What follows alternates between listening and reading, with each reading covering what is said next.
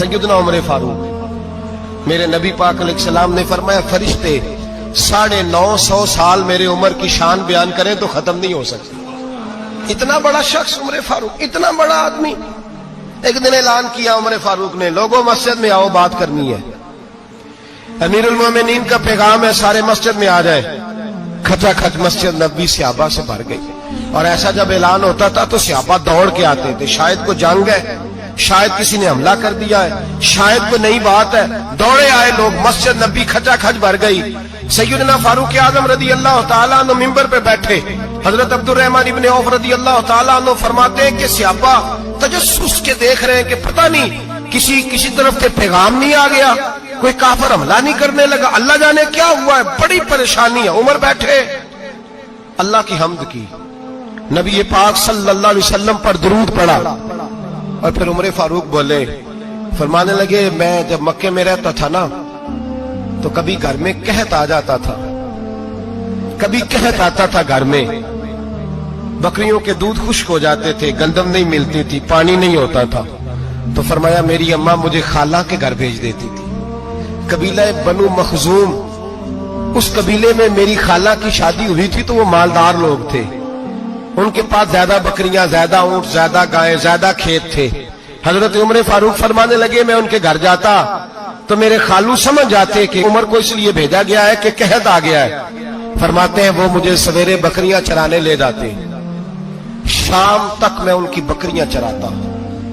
अमीरुल मोमिनीन उमर, एक तरफ मसला यह है कि कैसर और किसरा की दीवारें हिल रही है उमर के नारों से, और इधर उमर मिंबर पे बैठ के खुतबे दे रहे हैं। फरमाते हैं मैं बकरियां चराता, शाम तक खाला के घर जाके मजदूरी करता, और फरमाते हैं शाम होती तो एक मुट्ठी किशमिश मुझे देते वो।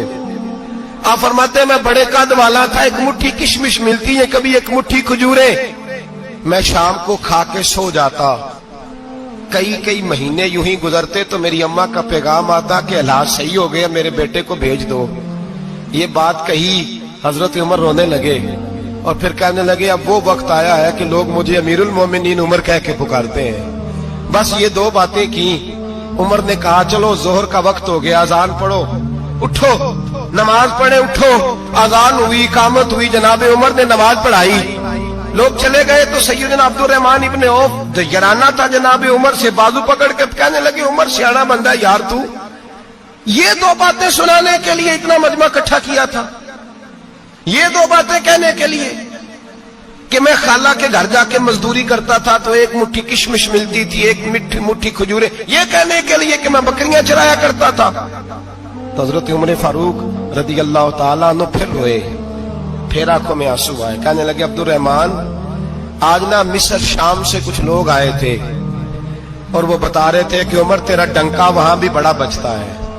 वो मुझे कह रहे थे तेरे नाम के वहां भी बड़े दबदबे हैं, बड़े तज़किरे हैं। तो मेरा नफ्स मुझे कह रहा था, उमर देखा तू यहां बैठा है और वहां तेरे नाम का शोर हो रहा है, मुझे इसने बड़ा किया है। तो मैंने आज मुस्तफा के सारे गुलाम इकट्ठे करके अपनी औकात बता दी है। मैंने अपनी औकात बताई है कि मैं कुछ नहीं, कोई शय नहीं, कोई चीज ही नहीं, असी किसी से कुछ नहीं जे लगदे, ना कोई साडा दर्दी।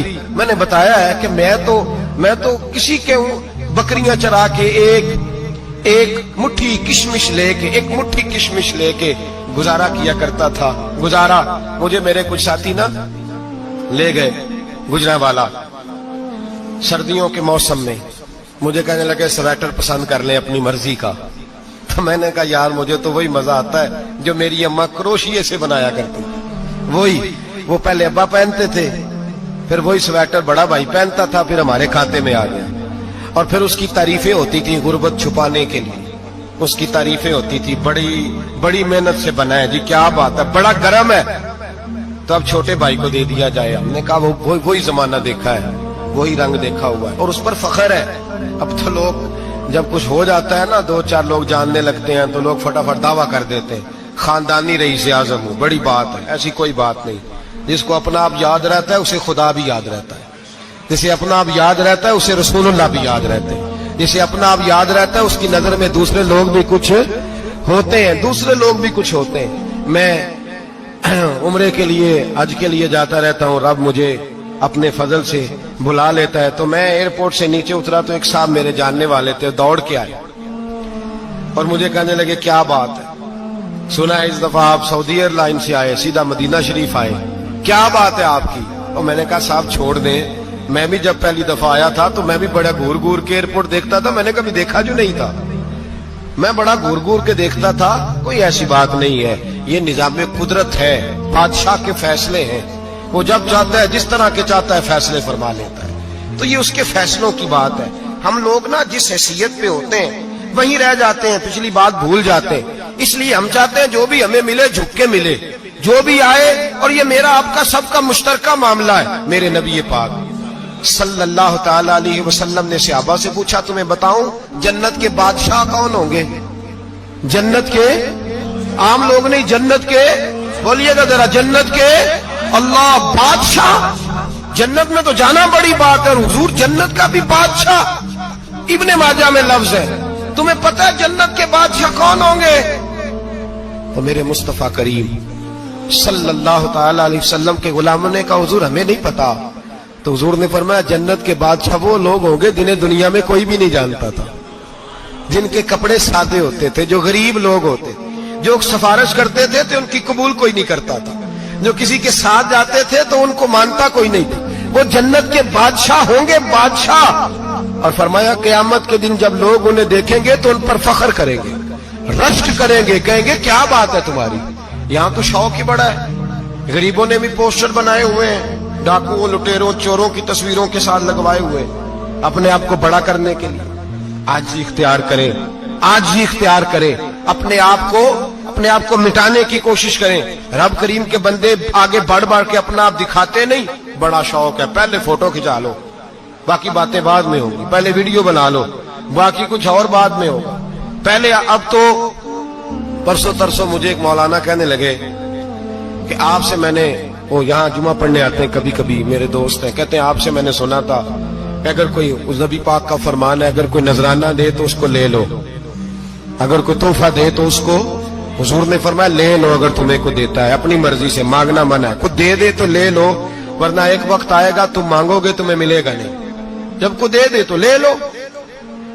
کہنے لگے آپ نے کہا تھا کو دے دے, تو اس وقت سے میں, کوئی سوٹ دیتا ہے مجھے میری مسجد کا نمازی تو میں لے لیتا ہوں, کوئی مجھے کوئی اور شے دیتا ہے تو میں آپ سے سن کے, تو اگر میری مسجد کا نمازی سوٹ پکڑاتے ساتھ فوٹو بھی کھینچے تو پھر میرے لیے کیا حکم ہے, وہ خوشبو کی ڈبی دیتے ہوئے ساتھ فوٹو بھی کھینچے, پھر میرے لیے کیا حکم ہے. کہنے لگے رمضان میں یہ حال ہوا ہے کہ لوگ کپڑے دے رہے تھے اور فوٹو کھینچ رہے تھے, کیا چکر ہے, کہاں چلے گیا. غریب آدمی کی عزت نفس کو کچل ڈالا پکڑ کے, ایک جوڑا سال کے بعد امام کو دیا, اس کی